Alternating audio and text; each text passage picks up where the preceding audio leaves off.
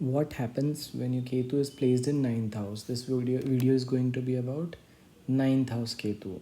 So नौवां स्थान जो होता है वो पिता का स्थान होता है. वो स्थान हमारे शरीर से जो भी चीज़ें हम त्याग करते हैं उसका होता है. और सातवें से तीसरे का मतलब लोग क्या पूछ रहे हैं, और आपसे नौवें का मतलब आप क्या आंसर दे रहे हो, सवाल जवाब. तीसरे का मतलब नौवें का मतलब होता है रिप्रेजेंटिंग पीपल. लोगों को जो आप रिप्रेजेंटेशन देते हो, जैसे एडवोकेट्स, काउंसलर्स हो गए, तो उनके लिए बेस्ट प्लेसमेंट होता है नाइन्थ हाउस में शनि का. लेकिन यहाँ पे केतु प्रेजेंट है, तो केतु के प्रेजेंट होने का मतलब है कि moon is at its lowest point in ninth house. चंद्रमा जो है अपने सबसे निचले स्थान पे होता है, सबसे लोएस्ट पॉइंट पे होता है जब वो नौवें स्थान पे चला जाएगा. तो नौवें स्थान पे केतु होने का मतलब है you are thoughtless about the consequence of ninth house.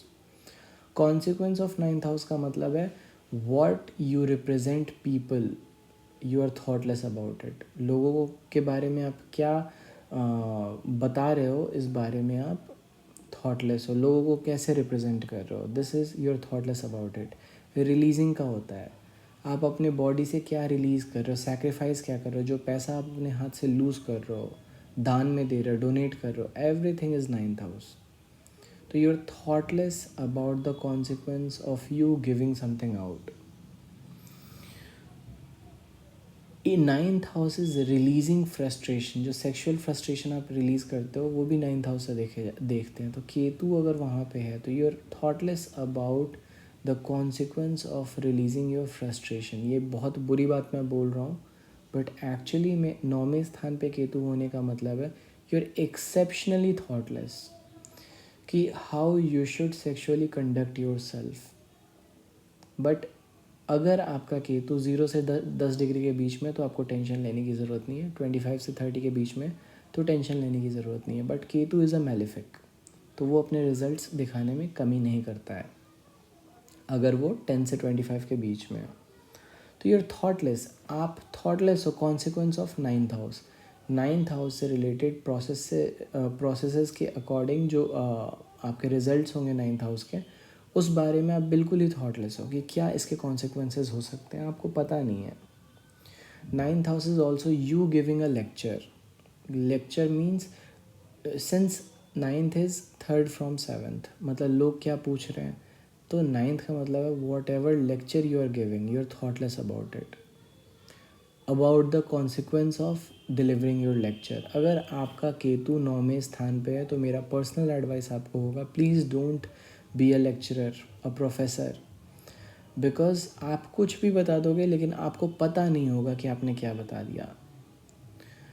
लोगों को कन्फ्यूजन क्रिएट हो जाएगा कि ये कैसा आंसर था.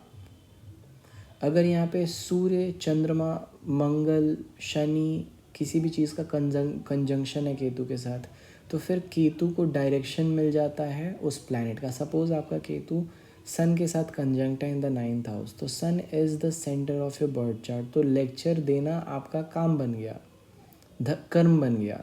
लेकिन केतु होने का मतलब है कि धड़ाधड़ लेक्चर दे रहे हो. अब आप थॉटलेस हो कि लेक्चर कितना देना है.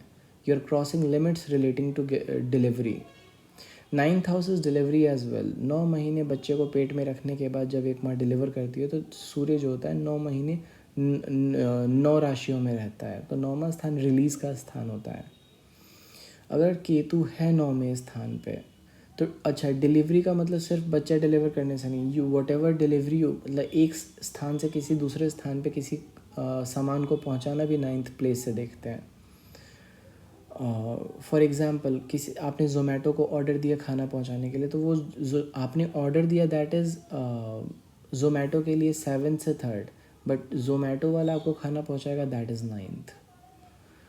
तो इसीलिए ninth house is providing people with what ever they have asked for. तो लोग जो भी पूछते हैं आप डिलीवर करते हो.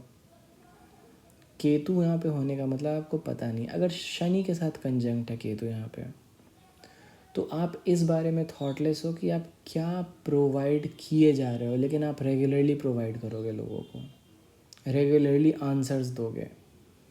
और one of the most painful conjunction हो जाता है 9th हाउस में सैटर्न और केतु का, बिकॉज आप हमेशा कुछ ऐसी बातें बोल जाते हो जिसका आपको लाइफ लॉन्ग रिग्रेट रहता है, not because of the Ketu Saturn placement but because of the Rahu and 7th aspect of Saturn. Rahu तीसरे स्थान पे है और शनि की 7वीं दृष्टि के साथ, तो क्या बोल रहे हो, क्या ऑर्डर आप दे रहे हो। तो सैटर्न की 7वीं दृष्टि पीड़ा ग्रसित कर देती है, तो जब जो भी बोलते हो लोगों को वो बहुत ही ज़्यादा फ्रस्ट्रेटिंग, बहुत ही ज़्यादा पेनफुल लगता है।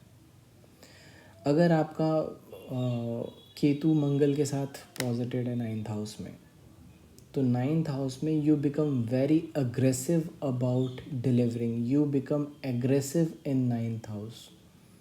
9th हाउस के से रिलेटेड प्रोसेस को मैं एक बार फिर से एक्सप्लेन कर देता हूँ। It means releasing whatever you release from the body,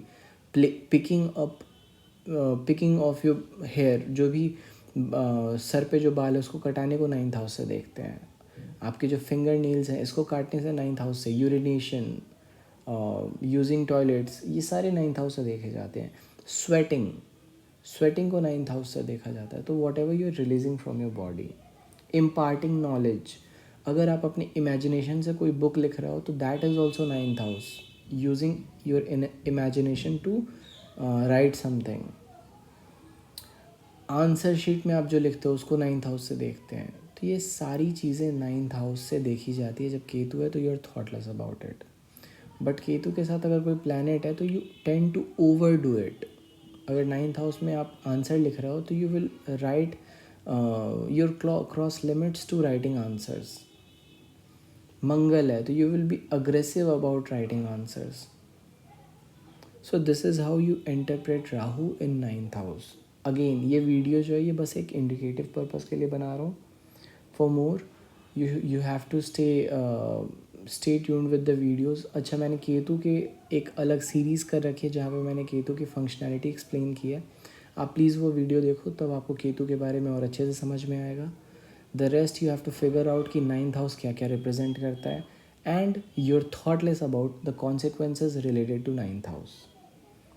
9th house में रिव्यूज़ जो देते हो आप सर्विसेज पे किसी को, कि आपका फीडबैक जो देते हो वो 9th हाउस से देखा जाता है।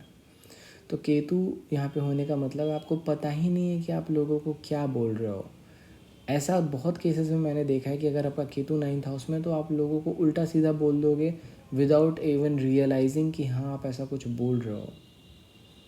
आप लोग, अच्छा, जब आप किसी के साथ कनेक्टेड होते हो तो लोग अक्यूज़ करते हैं, तो लोगों के एक्यूजेशन से आपको मतलब नहीं रह जाता। यूर थॉटलेस अबाउट कि क्या एक्यूजेशंस आप पे लगाए जा रहे हैं। तो ये सारी चीज़ें। अच्छा, 9th house is also election, means what people are choosing. तो केतु यहाँ पे होने का मतलब है you don't know, your thoughtless about the choices of people. लोग क्या चूज़ कर रहे हैं इस बारे में आपको, what are the priorities others have, इस बारे में आपको कोई आइडिया नहीं है। लोगों की प्रायोरिटीज़ आपको पता नहीं है, आप सोचते नहीं हो। तो 9th हाउस को और डिस्क्राइब मैं कर सकता हूँ, but for now you should stay with कि whatever you release, whatever you give answers to, whatever you make people choose, you're unaware about it. Yes, whatever you make people choose, जब आप किसी इंसान के साथ हो तो आप 1st हाउस, सामने वाला 7th हाउस, और 9th house becomes whatever he speaks। तो सामने वाला क्या बोल रहा है आपको उससे मतलब नहीं है, सामने वाला क्या चूज़ कर रहा है आपको उससे मतलब नहीं है। और अगर यहाँ पे केतु और सैटर्न है तो you make people cross limits relating to their choices. ये यू, अगर कोई नॉन ड्रिंकर होगा तो you will force him to drink. अगर आपका केतु और सैटर्न साथ में कंजंक्ट है, अगर किसी को कोई काम पसंद नहीं, you will force him to do something related to that, whatever he doesn't like. अगर आपका सैटर्न ज़्यादा पावरफुल है तो सामने वाले की खैर नहीं, अगर सामने वाला का सैटर्न फिर पावरफुल है तो फिर आपकी खैर नहीं। तो इस तरीके से केतु के कंजंक्शन को देखते हैं। कोई केतु मोस्ट मैलेफिक होता है। केतु कोई स्पिरिचुअल प्लैनेट नहीं होता। केतु स्पिरिचुअल तभी होता है जब वो 25 से 30 के बीच में हो, और 0 से 10 के बीच में तो कोई मतलब ही नहीं है। अदरवाइज 10 से 25 के बीच में तो ये most malefic darkest side of a person होता है ये। सो this is how you interpret Ketu in ninth house. For more, stay tuned and subscribe.